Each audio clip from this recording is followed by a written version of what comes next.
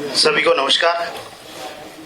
आज माननीय मुख्यमंत्री श्री भजनलाल शर्मा जी की अध्यक्षता में मंत्रिमंडल की बैठक आयोजित की गई, जिसमें विश्व स्तरीय खेल प्रतिभाएं तैयार करने के लिए महाराणा प्रताप स्पोर्ट यूनिवर्सिटी जयपुर विधेयक लाने और राजमेश मेडिकल कॉलेज में एनआरआई कोटा की फीस कम करने और दिवंगत कर्मियों के माता पिता और दिव्यांग संतान के लिए पारिवारिक पेंशन के प्रावधानों का सरलीकरण एवं विभिन्न विभागों में कार्यरत कर्मियों को पदोन्नति का लाभ देने के लिए सेवा नियमों में संशोधन सहित अन्य कई महत्वपूर्ण फैसले किए गए हैं।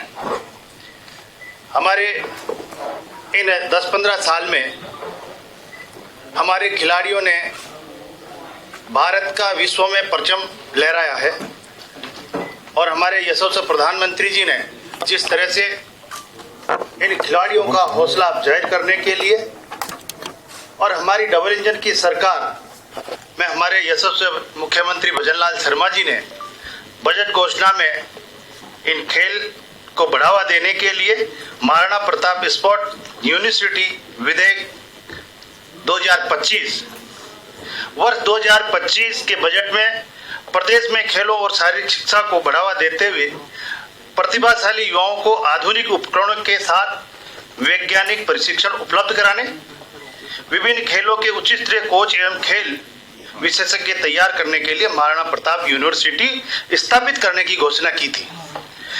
आज हुई बैठक कैबिनेट की बैठक में the Maharana Pratap sports university Jaipur bill 2025 के प्रारूप का अनुमोदन किया गया। यह विधेयक विधानसभा के आगामी सत्र में प्रस्तुत किया जाएगा। यह देश में पहली बार यूनिवर्सिटी खुल रही है। माननीय हमारे यशस्वी प्रधानमंत्री और हमारे यशस्वी मुख्यमंत्री जी की विजन से यह विश्वविद्यालय खेल विज्ञान, स्पोर्ट टेक्नोलॉजी और परफॉर्मेंस एनालिटिक्स पर शोध को बढ़ावा देगा, जिससे खेलों की गुणवत्ता और खिलाड़ियों के प्रदर्शन में सुधार आएगा। यह विश्वविद्यालय राष्ट्रीय शिक्षा नीति के लक्ष्यों और उद्देश्यों के अनुरूप खेलों के विकास के लिए सेंटर ऑफ एक्सीलेंस के रूप में भी कार्य करेगा। नवीनतम स्पोर्ट इंफ्रास्ट्रक्चर से लैस यह विश्वविद्यालय हाई परफॉर्मेंस ट्रेनिंग सेंटर के रूप में प्रदेश के हमारी खेल प्रतिभाओं को अंतर्राष्ट्रीय मानकों के अनुरूप निखारने का काम करेगा।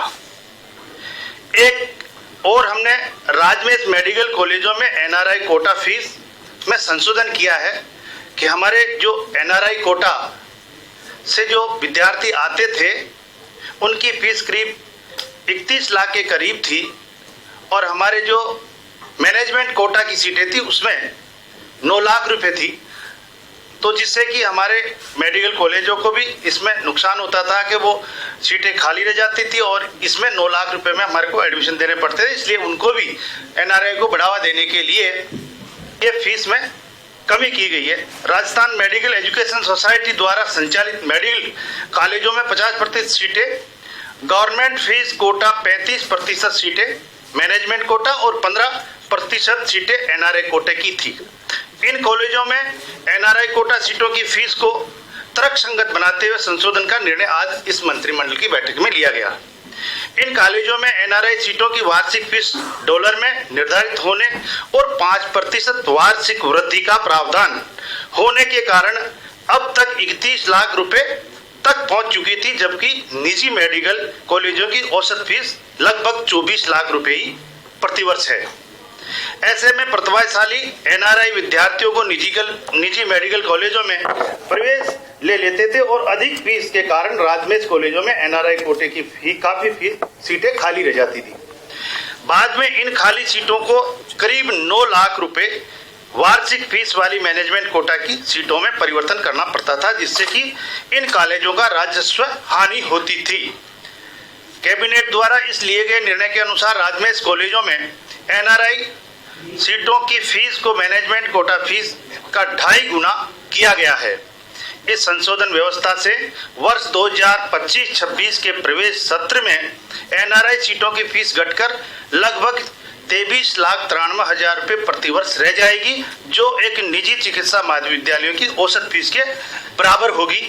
इस कदम से प्रतिभाशाली एनआरआई विद्यार्थी राजमेश मेडिकल कॉलेजों में प्रवेश लेने के लिए आकर्षित होंगे और राजमेश सोसाइटी को प्रतिवर्ष लगभग 45 करोड़ रुपए की अतिरिक्त आय भी प्राप्त होगी।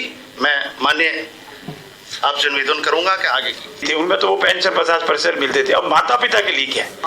तो जो पेंशन कार्मिक को खुद की डेथ के बाद पत्नी आश्रित बच्चों को मिलती थी, वो तो 50% पहुंच जाती थी, लेकिन माता पिता के लिए नहीं थी। अब ये क्लोज कर दिए, माता पिता को भी उसकी जो टोटल जो सारे परिलाभ जोड़ करके जो पेंशन बनती थी उसका 50% माता पिता भी अपने जीवन काल तक ले सकेंगे।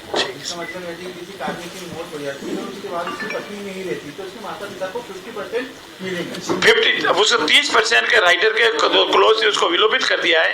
पहले डिस्ट्रिक्ट था, माता पिता को 30%, बाकी को 50%, अब सबको 50%। और कोई?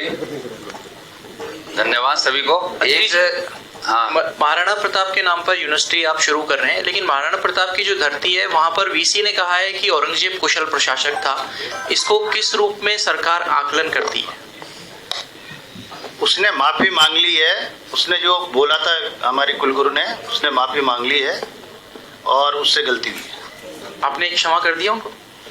देखिए, क्षमा हमेशा मांगने पर स्वतः समझ जाना चाहिए, उसने को एक्सक्यूज कर दिया है।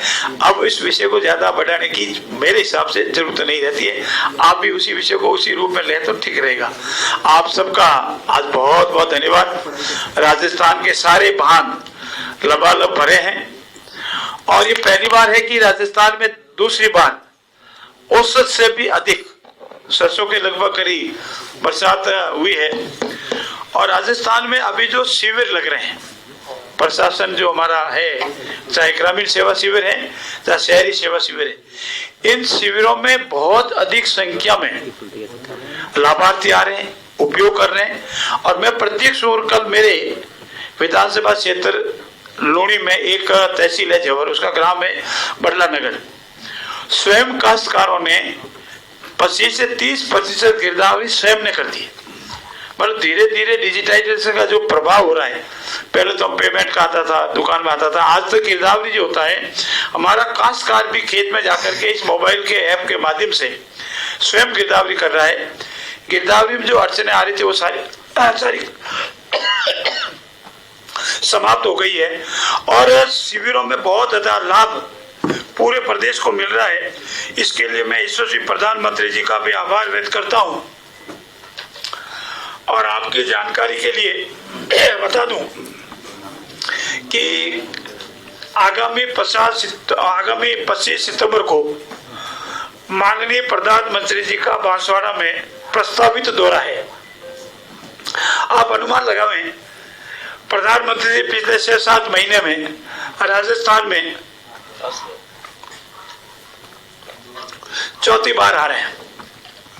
ये हमारे लिए गौरव का पल है।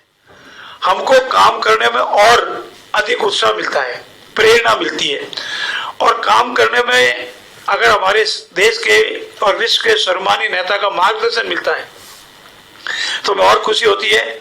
और हम सब, चाहे हमारे मंत्री परिषद के साथीगण हैं, हमारे पार्टी के वर्कर्स हैं, प्रशासनिक अधिकारी, सब तो लगता है कि हमारे काम की जान करके आदरणीय प्रधानमंत्री जी आ रहे हैं, इसलिए हम और अधिक क्षमता से राजस्थान की सेवा करने और राजस्थान को इस अमृत काल में हिंदुस्तान का सर्वश्रेष्ठ विकसित प्रदेश बनाने में रात और दिन लगे रहेंगे। हम हमारे संकल्प को पूरा करेंगे। बहुत बहुत धन्यवाद। धन्यवाद बहुत बहुत आप सभी का भी अल्पाहार के लिए आमंत्रण। कोई सर